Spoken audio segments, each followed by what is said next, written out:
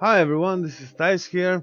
So you've probably seen me die because of drop frames and all that when I decided to play PC games, right? Namely Last Epoch Solo Hardcore. And I've decided I should go full in on gear upgrades, right? Like you do actually in the RPGs, right? So, so here's the thing I would start with. It's let's start with the processor. Right? Getting a completely new PC here. So the CPU is AMD Ryzen 9 7900. It's a pretty good CPU, very powerful. It's I think 12 core, and it's just 65 watts TDP, which makes it kind of insane. Moving on to the motherboard that I picked, it's Gigabyte B650 Gaming X. Well, now probably many will say, "Oh, Zeiss, why didn't you go with Asus TUF and all that?" Well, let me tell you why. Because they were really hard to find, especially graphics card by them. Anyway, so I know that these are durable, they should do. And the other thing that I liked, except being able to fit this processor here, is that it has 3 M.2 slots. So I'm gonna use a really powerful SSD here for games, and these are two other M.2 slots here. One of them I will use for the system drive, and the other one for my video production, like to record while playing and also then cut content and all that. It also has two expansion slots here, except for the graphics card. It can fit 4 memory sticks. I'll probably just use two, we'll get there in a bit. But the other important reason I picked this board is because it has USB 3.2 Gen 2, where I will also fit my capture card when playing on console. As you probably already know, if you follow this channel, I usually play on PlayStation 5 or Xbox. So that's a thing, probably really cool. I liked it a lot. And this reminds me of my childhood here, this input. If you're that old, probably you know what it is.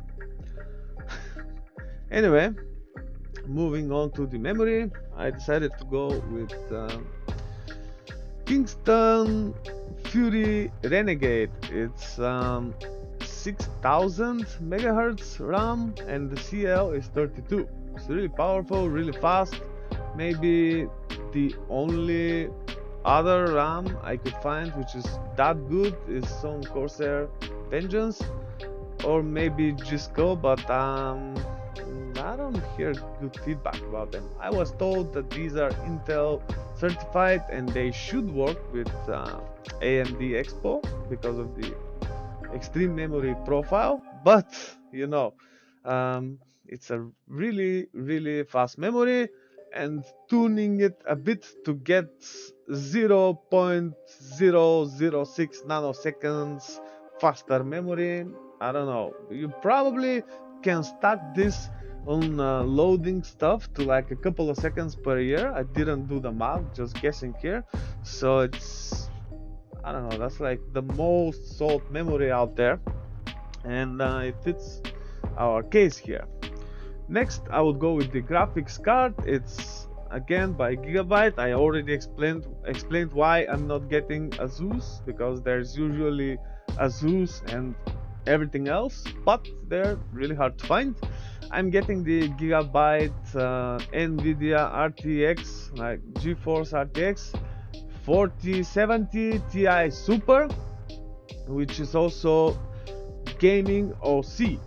Why I'm getting this card? Because it will help me actually play other games that I potentially could like or wanna try out. I would also render my videos way faster, right? And there's a slight problem with this card, but let me just explain a bit. I like the gaming OC version here because I know usually Gigabyte are extremely good at doing exactly this. So it not only has more memory, but it's already overclocked and the curves are set for the fans and for the chip itself, right? So I don't have to waste a lot of time calculating and doing curves, increasing, like dealing with voltages, testing, potentially breaking my system and all that. I already trust Gigabytes know what they're doing because, trust me, I've played with graphics card OCs. I played with server stuff on PC stuff, and I wasted so much time only to realize that these guys actually do it very well. So that's why I chose exactly this card. It's actually one of the best on the market right now. I think the only better one could be a 4090, but like in price FPS per dollar or whatever your currency is, I think this is the best card out there, and it fits my needs, except it doesn't have USB Type-C port here. There's no such thing, but the motherboard has it, so we're totally fine here, I guess. Alright, moving on to the gaming SSD. This is Crucial T700, 1 terabyte. That should be more than enough to store a couple of games that I might be playing. Then moving on to the system drive, that's Western Digital Black, right? It's 500 gigabytes. It's a bit more than I need, but they were actually not very good 250 gigs drives, SSDs. So I kind of decided to go with this one. And while I'm playing, I'm gonna store my video material on a similar drive, just 2 terabytes of size. Exactly the same model, same brand and stuff. For the power supply, I picked this Corsair RM850E, which is 80 plus gold.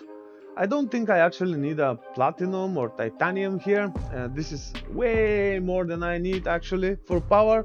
And the cool thing is it can power up the PCI 5 slot. And it's actually pretty cool. Also, it's moduled, so I guess it will do, right? Moving on to the additional fans that I would need, I decided to go with these Arctic P14 PWM-PST Black. They're really cool. I am already a big fan of Arctic P series. They actually do quite a good job. Very powerful, very durable, and that's the fan I decided to go with in my case, which I'll get to in a bit. So I will also happen to need this hub here to connect the additional fans. It's usually powered up by a SATA cable from the power supply. And for the CPU cooler, I've decided to go with this one right here, which is Deepcool AK620 digital.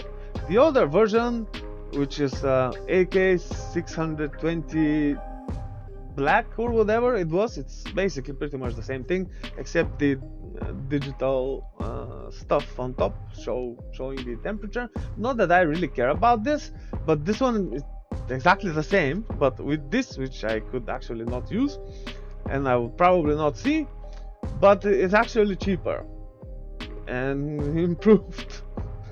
So I decided to go with this one, right? And this is the case here. It's a Lian Li case. It's, I think, Lanku 216 black. So the thing about this case is it can actually fit everything and has 2 fan slots here and also here, and it comes with really big fans on this side and one on this side, which are pretty much the same size. Okay, there is the top.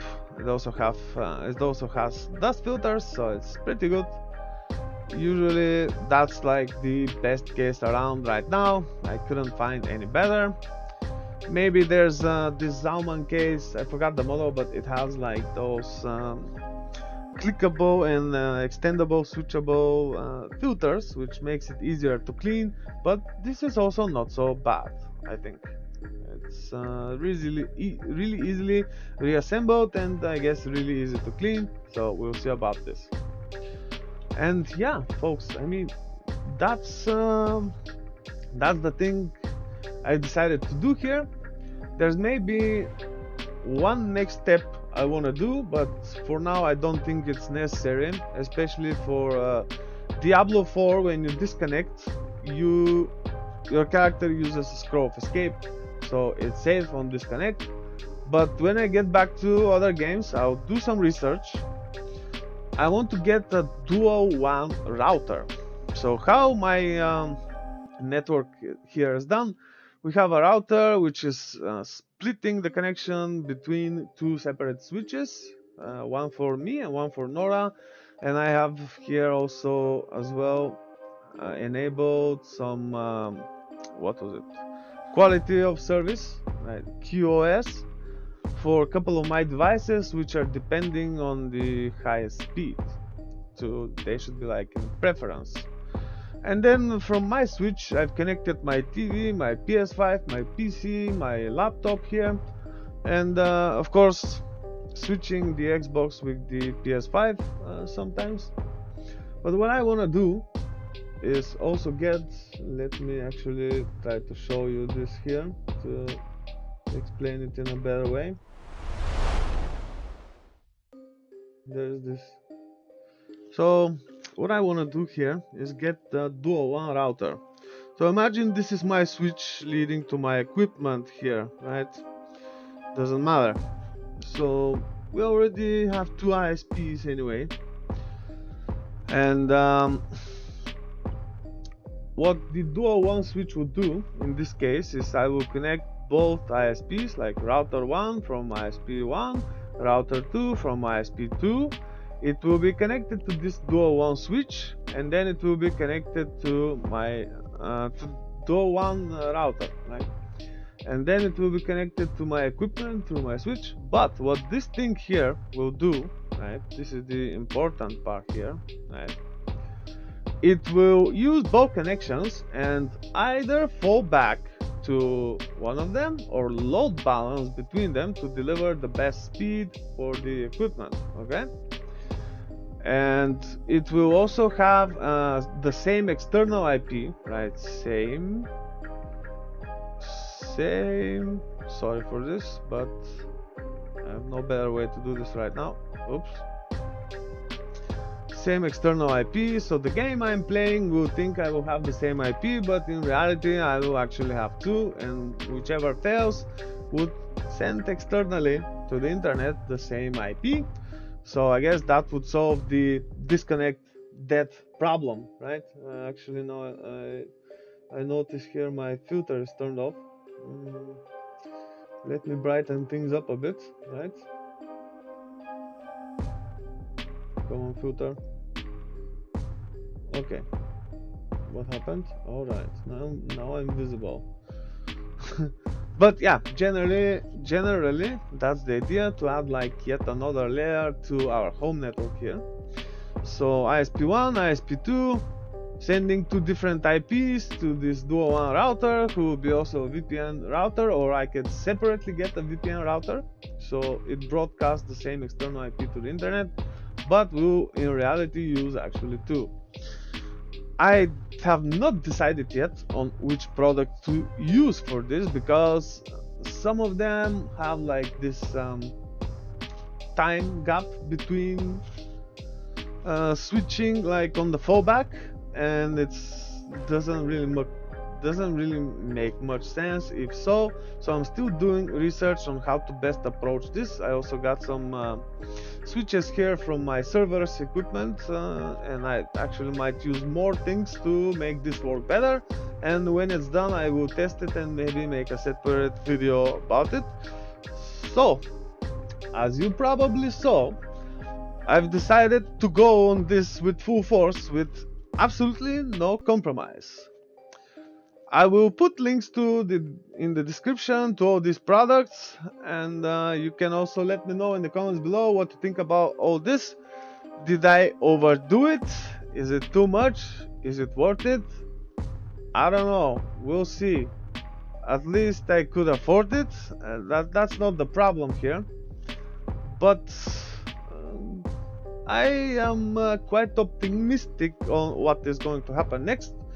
So I don't know. There's not much else to add here. Again, this is some kind of video where I wanted to show you what I am using, or what I will be using now from now on when all these things arrive, in order to produce the content on my channel. And again, because I'm a hardcore player, there should be absolutely no compromise, I think. Let me know in the comments below what you think all about this, and I guess I'll see you on the next one. Thank you for watching. Zeiss out. Take care.